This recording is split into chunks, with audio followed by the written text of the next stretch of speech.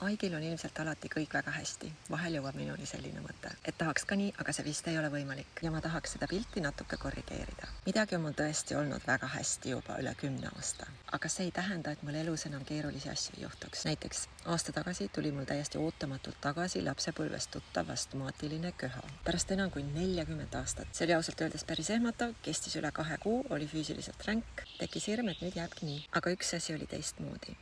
Ma ei kadunud selle kogemuse sisse ära. Märkasin ehmatust, märkasin ebamugavust, aga ma ei olnud see olukord ja ma ei olnud see tunne. Suutsin jääda selgeks ja leidsin seetõttu väga hea lahenduse. Lahendus nõudis ka minupoolset tööd vanade mustritega ja rohkem pole astmaatilist köha ette tulnud. Sisemine tasakaal ei ole minu jaoks see, et elu enam ei juhtu. Elu ikka juhtub. Vahe on selles, et ma ei kaota ennast enam nii kergesti selle keskel. Kui kukungi korraks tagasi vanasse põdemise mustrisse, märkan seda ja tean, mida selle mustriga teha, nii et see ei kordu enam. Nii et ma ei ole täiuslik, ma ei ole õppinud elu kontrollima, aga ma olen õppinud mitte ennast kaotama, kui elu muutub.